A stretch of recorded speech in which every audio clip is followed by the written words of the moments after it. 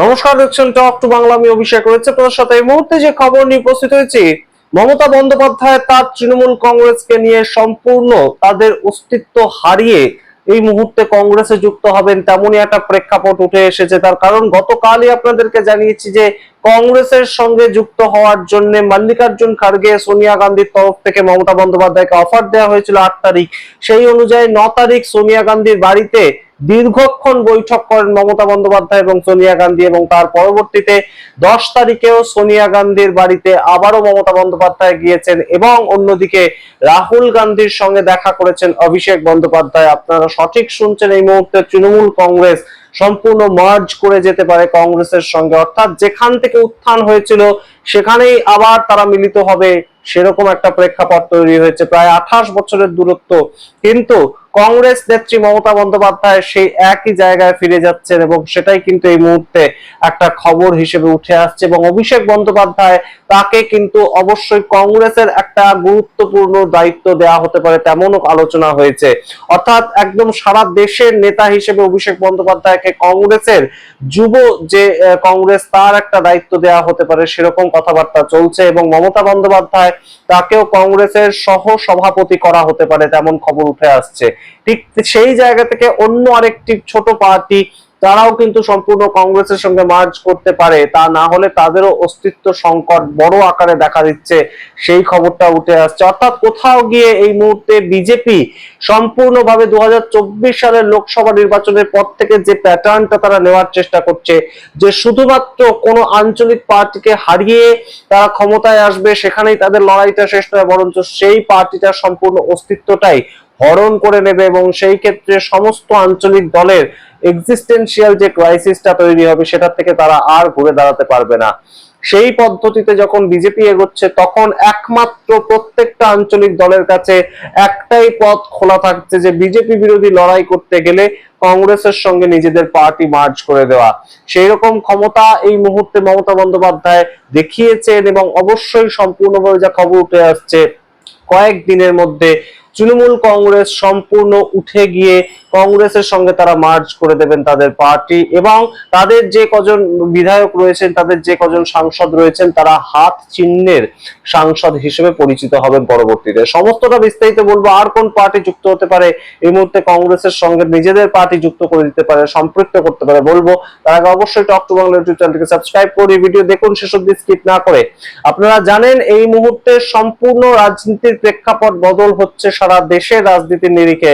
তার কারণ পশ্চিমবঙ্গের রাজনীতিতে বড় সড়ো একটা বদল এসেছে 4 মে, এবং 4 মে বদল আসার পরেই 1 মাস কাটতে না কাটতে একাধিক তৃণমূল কংগ্রেস নেতা গ্রেপ্তার হয়েছেন। একাধিক তৃণমূল কংগ্রেসের এমএলএ যারা জয়ী হয়েছিলেন তারা সরাসরি একটা আলাদা ব্লক খুলেছেন, তাদের নেতা চুজ করেছেন ঋতব্রত বন্দ্যোপাধ্যায়কে বিরোধী দল নেতা।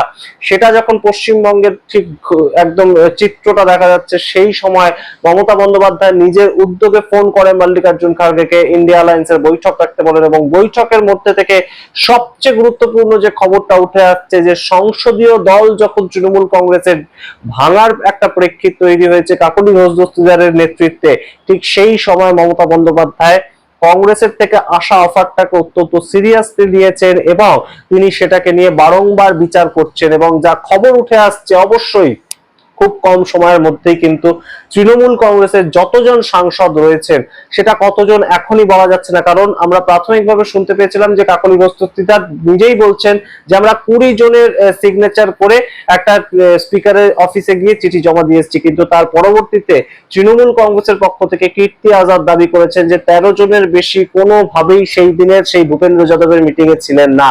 তো সেখান থেকে 20 সংখ্যাটা আসছে কোত্থেকে? অন্যদিকে আমরা দেব, অর্থাৎ সুপারস্টার দেব কিংবা দীপক অধিকারী ঘাটালের এমপি, তাকে বলতে শুনেছি যে মমতা বন্দ্যোপাধ্যায়ের সঙ্গেই আমি আছি, নতুন তৃণমূলে যাচ্ছি না। তাহলে সেই ক্ষেত্রে 20 সংখ্যাটা কোত্থেকে আসছে? আবার অন্যদিকে জল্পনা চলছে সায়নী ঘোষ, যার নাম উঠে আসছিল না, তিনি মমতা বন্দ্যোপাধ্যায়ের দিকে ছিলেন, তেমন একটা প্রেক্ষিত উঠে আসছিল, তিনি এবার নতুন তৃণমূলে যাওয়ার মতন একটা পরিষদ তৈরি করেছে। তাই কতজন এমপি কোন দিকে থাকবে আমরা জানি না, তবে 20 জন যদি মিনিমাম না হয়, তাহলে 29-এর মধ্যে 29 সংখ্যাটা যেহেতু রেকর্ডেড সংখ্যা, সেটা নিয়ে একজন পেছনে কনফিউশন আমরা দেখলাম কমেন্ট বক্সে।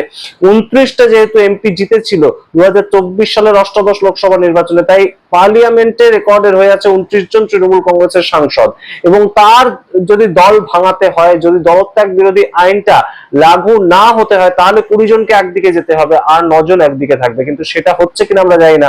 কিন্তু এই মুহূর্তে যতজন থাকুক মমতা বন্দ্যোপাধ্যায়ের হাত ধরে, তারা সবাই কিন্তু কংগ্রেসের হাত চিহ্নের সঙ্গে যুক্ত হচ্ছে, তেমনই একটা প্রেক্ষিত। ঠিক অন্যদিকে আমরা এই মুহূর্তে একই ধরনের একটা খবর যেটা পাচ্ছি, সেটা কিন্তু এনসিপি অর্থাৎ শরদ পাওয়ারের পার্টি, তারও খুব একটা অস্তিত্ব এই মুহূর্তে আর রাজ্য রাজনীতি কিংবা দেশের রাজনীতিতে নেই। একমাত্র একজন সাংসদ টিম করে জ্বলছেন, সুপ্রিয়া সোলে। সেই সুপ্রিয়া সোলে তিনি সাংসদ আছেন 7 জন, কিন্তু সুপ্রিয়া সোলে হচ্ছেন এই মুহূর্তে তাদের দলনেতা। তো সেই শরদ পাওয়ারের মেয়ে সুপ্রিয়া সোলে সম্পূর্ণভাবে তার যে রাজনৈতিক কেরিয়ারটা, সেটাও কিন্তু সম্পূর্ণভাবে ক্রমাগত নিচের দিকে যাচ্ছে, এবং এই গ্রাফটা যাতে আর নিচে না যায়, এনসিপিও তৈরি হয়েছিল ঠিক তৃণমূল কংগ্রেসের মতোই, কংগ্রেস থেকে ভেঙে গিয়ে হঠাৎ করে শরদ পাওয়ার তৈরি করেছিলেন এনসিপি, কিন্তু সেই এনসিপির প্রতীক পর্যন্ত এখন চলে গিয়েছে, যখন তার ভাইপো অজিত পাওয়ার তিনি সরাসরি নতুন দল করলেন এবং এনডিএ তে যুক্ত হলেন। সেই সময় থেকে অজিত পাওয়ার তার প্রতীকটা নিয়েও চলে গিয়েছিলেন। তো সেই প্রতীক বাঁচানোর যে লড়াই, সেটা আমরা দেখতে পেয়েছি। উদ্ধব ঠাকরের হাত থেকে তার প্রতীক চলে গেছিল, মহারাষ্ট্রে শিবসেনার হাত থেকে আমরা দেখতে পেয়েছি, এনসিপি মহারাষ্ট্রে তাদের হাত থেকে প্রতীক চলে গিয়েছিল। তৃণমূল কংগ্রেস একদম দাঁড়িয়ে আছে খাদের কিনারায়, যেখানে তাদের হাত থেকে প্রতীক চলে যাবে, এবং তারাই চাইছে এই মুহূর্তে তাদের প্রতীক হোক হাত চিহ্ন। তো সেই একই ডিসিশন সঙ্গে শরদ পাওয়ারও নিতে পারেন, তেমন একটা কিন্তু প্রেক্ষিত তৈরি হয়েছে। এবং অবশ্যই এই মুহূর্তে গুরুত্বপূর্ণ প্রেক্ষাপট যেটা, যে বিজেপি যে জায়গাটা চাইছে তৈরি করতে, বিজেপি ক্রমাগত চাইছে যে সবকটা আঞ্চলিক দল তাদেরকে ভেঙে টুকরো টুকরো করে দিতে, তাদের কোনো অস্তিত্বই থাকবে না। তো সেই সম্বন্ধে ধ্রুব রাঠি কি বলছেন? ধ্রুব রাঠি আপনারা জানেন যে একজন বড় ইউটিউবার এবং পলিটিক্যাল অ্যানালিস্ট, তো তিনি তার বক্তব্যটা রাখছেন, বিজেপি ভারতকে একদলীয় স্বৈরতন্ত্রে পরিণত করার জন্য মরিয়া হয়ে উঠেছে। Shiv Sena, NCP, AAP, BJD, TMC, পরপর কয়েকটা একদম পলিটিক্যাল পার্টির নাম তিনি লিখেছেন।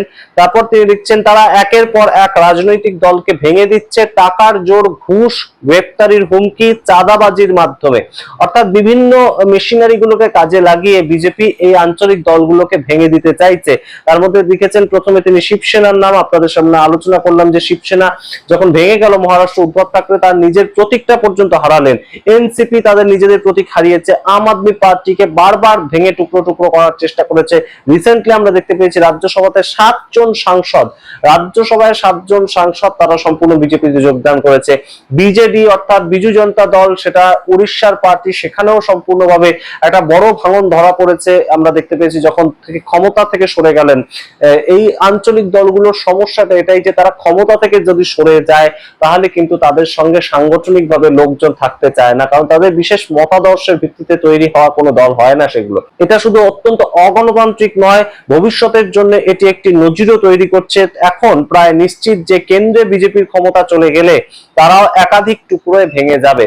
এইটা হচ্ছে ধ্রুব রাঠির বক্তব্য। ধ্রুব রাঠি বলছেন যে কেন্দ্র থেকে যখন বিজেপি ক্ষমতা থেকে চলে যাবে, তারাও বারংবার একদম যেটা ইতিহাসের নিয়ম, যে ক্ষমতা যতদিন আছে সবাই সেই ক্ষমতার আশেপাশে থাকতে চায়, কিন্তু ক্ষমতা চলে গেলেই সম্পূর্ণভাবে টুকরো টুকরো হয়ে যাবে। অবশ্যই তাদের পেছনে একটা আইডিওলজিক্যাল ব্যাকগ্রাউন্ড রয়েছে, আরএসএস এর ব্যাকগ্রাউন্ড রয়েছে, হিন্দু মহাসভার ব্যাকগ্রাউন্ড রয়েছে, সাপোর্টটা রয়েছে, কিন্তু তা সত্ত্বেও বিজেপির সম্বন্ধে এমন ধারণা করছেন ধ্রুব রাঠি। কিন্তু এই যে প্রত্যেকটা দল, তারা আপনারা দেখুন, প্রত্যেকটা দল তৈরি হয়েছিল একটা না একটা ক্ষমতাকে সরানোর জন্য। টিএমসি তৈরি হয়েছিল সিপিআইএম এর একদম যে শাসনকাল, সেটাকে শেষ করার জন্য।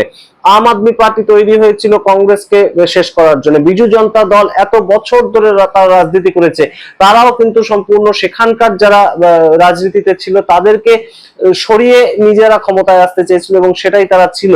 এছাড়া আমরা দেখতে পেয়েছি উদ্ধব ঠাকরে কিংবা একদম সরাসরি এনসিপি, প্রত্যেকেই কিন্তু কোন ধরনের কোন আদর্শকে সামনে রেখে দল তৈরি হয়নি। তাই জন্য তাদের দলের এই ধরনের অবস্থা হয় যখনই তারা ক্ষমতা থেকে সরে যায়।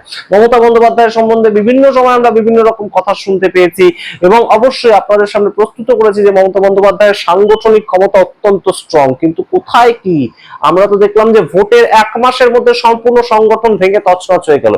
এই যদি হয় একটা পার্টির অবস্থা, তাহলে তো অবশ্যই সেই পার্টিকে একটাই অপশন দেওয়া যেতে পারে, যে তারা সম্পূর্ণভাবে কংগ্রেসের ছাতার তলায় গিয়ে নিজেদের অস্তিত্ব রক্ষা করার চেষ্টা করুক। এবং অবশ্যই বিরোধী দলগুলোকে এই মুহূর্তে সিদ্ধান্ত নিতে হবে যে তারা যদি বিজেপির বিরোধিতা করতে চায়, বিজেপি 365 দিন নির্বাচন লড়াই করবার মোডে থাকে এবং সেই জায়গা থেকে তারা সেইভাবে কাজও করে, তো সেটা যদি তারা করতে চায় তাহলে অখিলেশ যাদবের মতো নেতা, যার 37 জন এমপি রয়েছেন, তিনি 2027 সালে যেখানে ইউপিতে ভোট, সেখানে কতদিন রাস্তায় নামছেন ইউপির রাস্তায়? তিনি তো এই মুহূর্তে বিরোধী দল নেতা, তো সেই ক্ষেত্রে কতদিন তিনি রাস্তায় নামছেন আমরা জানি না, আমরা দেখতে পাই না তার সেরকম উপস্থিতি, আমরা দেখতে পাই না অন্যান্য যে পলিটিক্যাল পার্টিগুলো রয়েছে বিরোধিতা এই মুহূর্তে করছে তাদেরই বা কোথায় বিরোধিতা? শরদ পাওয়ার কটা মিছিল বের করেন?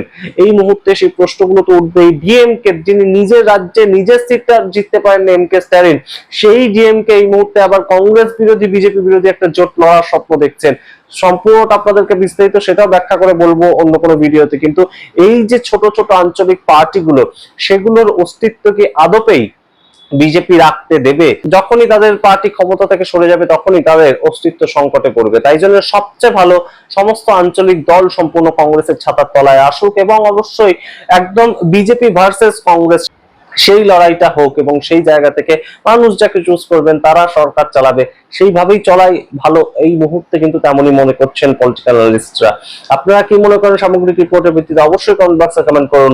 কংগ্রেসের এই মুহূর্তে 99 জন সাংসদ, সেই সাংসদ সংখ্যা যদি লোকসভায় আরো 10 থেকে 12 জন বাড়ে তাহলে অবশ্যই তাদের হাত যেমন শক্ত হবে, অবশ্যই কিন্তু খানিকটা বেকায়দায় পড়বে এনডিএ, এবং ইন্ডিয়া অ্যালায়েন্সের হাত যখনই শক্ত হবে তখনই কিন্তু একদম সরাসরি আরো কিছু আঞ্চলিক দল ব্যাক করার চেষ্টা করবে ইন্ডিয়া অ্যালায়েন্সে, যেমন জেডিইউ। সেই খবর আগেই আপনাদেরকে তুলে ধরেছি যে জেডিইউ নেতা এখন একটু ভিন্ন সুর গাইছেন। আপনারা সামগ্রিক রিপোর্টের ভিত্তিতে কি মনে করেন অবশ্যই কমেন্ট বক্সে কমেন্ট করুন। দেখতে এখন টক টু বাংলা, অবশ্যই টক টু বাংলা ইউটিউব চ্যানেলকে সাবস্ক্রাইব করতে ভুলবেন না। ধন্যবাদ।